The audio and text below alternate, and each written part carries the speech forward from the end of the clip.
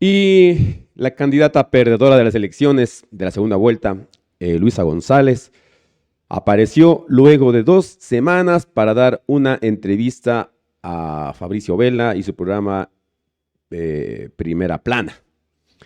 Vean, luego de 2 semanas aparece, dice que ha estado analizando todo lo que han presentado, lo que ha visto y todo, pues sí, definitivamente ella no reconoce los resultados del CNE. Dice que hay fraude, insiste con lo de la tinta. Vean, lo que más insiste es que se abran las urnas. Eso dice, abran las urnas y ahí sí les apruebo, dice, ahí sí les acepto que he perdido o no. Pero abran las urnas. Eso es lo que insiste doña Luisa González. No, ella no quiere saber nada de impugnaciones, objeciones. Abran las urnas, a eso quiere llegar doña Luisa González, que abran las urnas para ver voto a voto, para comprobar si se transfirió la tinta de aquí a acá.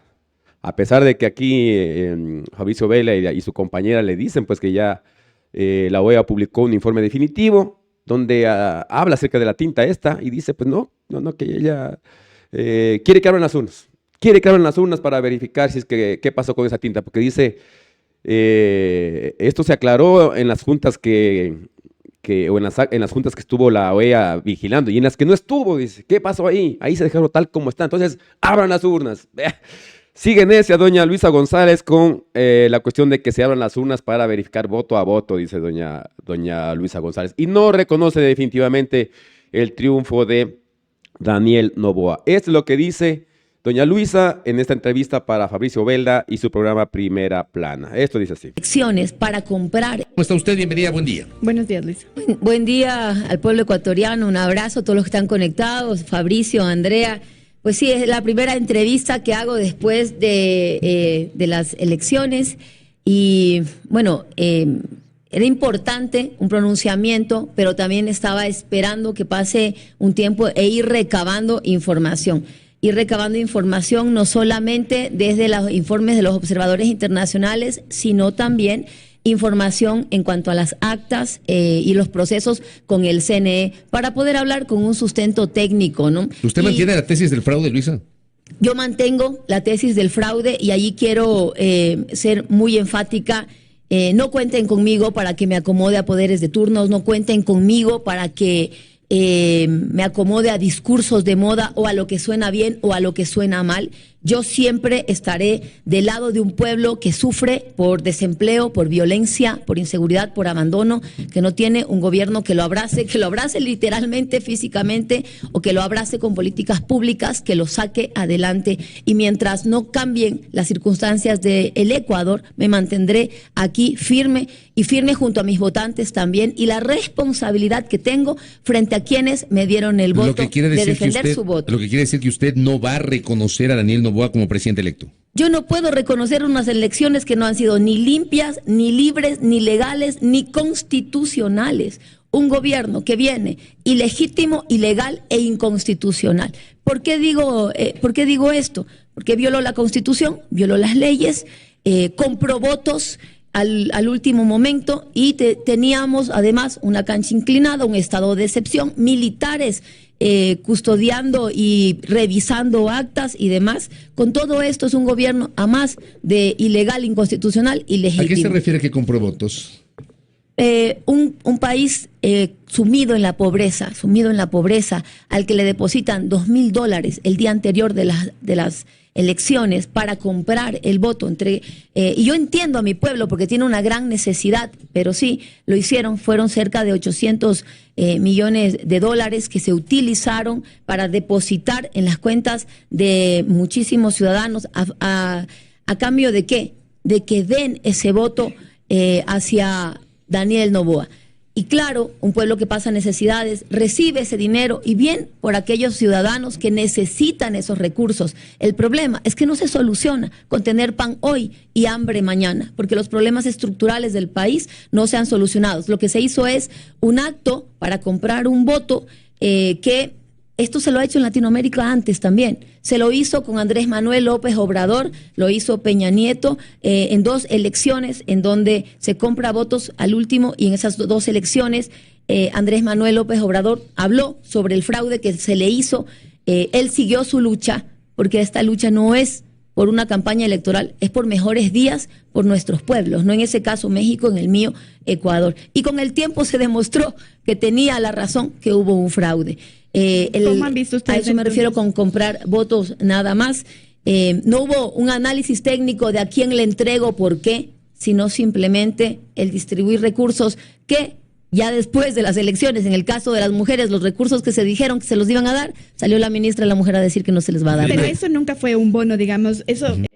Cuando se habla de esto, de la tinta, de la transferencia de tinta, número uno, hay tecnología para esto, pero lo fundamental es que no nace de la Revolución Ciudadana, no nace de Rafael Correa, no nace de Luisa González, nace del informe de los observadores electorales de la OEA. Esto no nos lo inventamos nosotros, esto nosotros lo recogemos de lo que dice la OEA. En su parte pertinente, no voy a demorar mucho, la tinta, esto dice la OEA, ¿no? La tinta utilizada para marcar las papeletas se transfirió entre las opciones políticas al doblarlas debido a la simetría del diseño.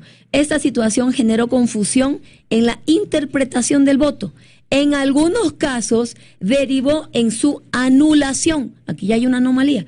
Y en otros casos traspasaron el voto a Noboa. Esto lo pone la OEA. Dice traspasaron el voto a Noboa. Esto lo pone. ¿O eso lo interpreta usted? Esto lo pone la dice OEA. Que traspasaron el voto a Noboa. Técnicamente no dice exactamente que traspasó el voto a.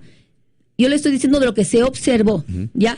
Entonces, lo de la tinta, primero, es el primer informe en que los observadores de la OEA, en todos los países donde ellos están, es el primer informe donde encuentran esto de la le iba a decir, y dice en esa partecita, ahí le leen precisamente el último informe de la OEA. A ese contexto, dice, en este sentido, la OEA aclara que si bien se observó en casos aislados que la tinta en la papeleta llegaba a manchar al ser doblada, también observó que en casi la totalidad de los casos este inconveniente fue resuelto en la mesa frente a representantes de las dos fórmulas presidenciales, donde la clara voluntad del votante fue respetada. La OEA resalta que existieron muy pocos casos observados de anulación de votos por esta razón y ratifica que dicha situación pudo haber afectado a las dos candidaturas por igual y no presenció la existencia de una intención premeditada y sistemática de anular votos de una opción en contienda, es lo que dice la OEA. Queridos ecuatorianos, partimos de lo primero. ¿De dónde sale lo de la transferencia de tinta? De un informe de la OEA, no de nosotros, del informe de la OEA. Segundo, ya hubo anulación en las mesas que ellos detectaron. Es el único informe en las observaciones a nivel de toda Latinoamérica donde se encuentra esto. Tecnología para que esto exista, sí existe y lo vamos a demostrar más adelante que existe la tecnología dependiendo del tipo de papel y del tipo de tinta que se use, en donde se puede transferir de un sitio al otro y no de modo contrario.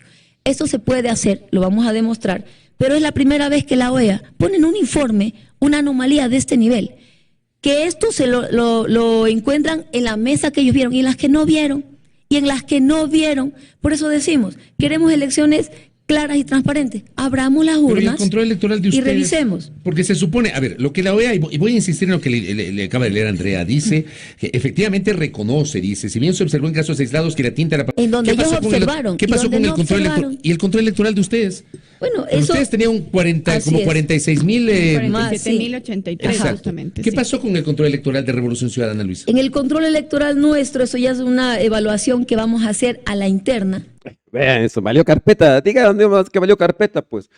Obvio, pues, la pregunta de Fabricio Vera, ¿no? Y el control electoral de ustedes, más de 40,000, 46,000 dicen que han estado. Yo vi que eran 42,000 los delegados electorales que tenía RC5, 46 los de Noboa.